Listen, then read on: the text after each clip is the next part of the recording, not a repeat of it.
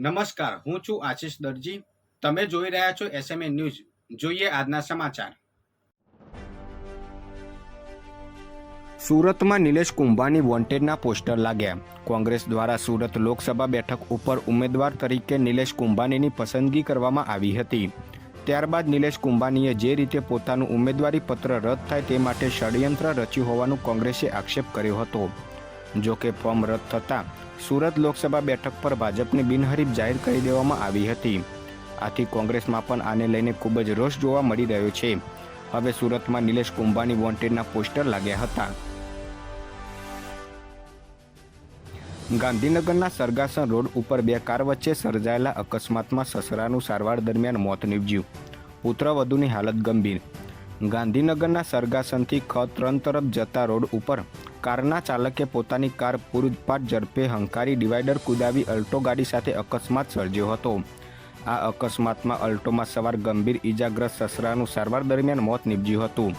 જ્યારે હોસ્પિટલમાં દાખલ પુત્રવધૂની હાલત પણ નાજુક હોવાના પગલે સઘન સારવાર આપવામાં આવી રહી છે. આ અંગે સેક્ટર 7 પોલીસે ગુનો નોંધી કાનૂની કાર્યવાહી હાથ ધરી હતી. સુરતમાં લોકોના જીવના જોખમે થતા ગેરકાયદેસર ગેસ રિફિલિંગ કૌભાંડ પર દરોડા. આરોપીએ લાઈવ ડેમો બતાવ્યો. સુરતના કાપોદ્રા વિસ્તારમાંથી ગેરકાયદેસર રીતે ગેસ રિફિલિંગ કરવામાં આવતા નેટવર્કનો પર્દાફાશ કરવામાં આવ્યો છે. ગેસ રિપેરિંગની આડમાં ઘરેલું ગેસ સિલિન્ડરમાંથી અન્ય સિલિન્ડરમાં ગેસ રિફિલિંગ કરવામાં આવતું હતું.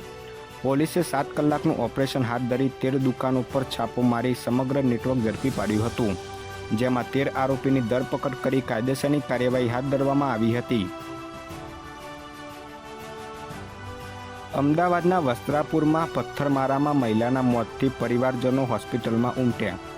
અમદાવાદના વસ્ત્રાપુરમાં બરવાડવાસમાં પથ્થરમારામાં લીલીબેન બરવાડને ગંભીર ઈજાઓ પહોંચી હતી. આથી તેમને સોલા સિવિલ હોસ્પિટલમાં ખસેડવામાં આવ્યા હતા. જો કે સારવારમાં તેમનું મોત થતાં પરિવારજનો રોષે ભરાયા હતા. મોટી સંખ્યામાં લીલીબેનના પરિવારજનો હોસ્પિટલે એકત્ર થયા છે અને તેમની માંગ છે કે આરોપીની ધરપકડ થાય પછી ડેડ બોડી સ્વીકારીશું. હજુ સુધી પણ એફઆઈઆર મળી નથી.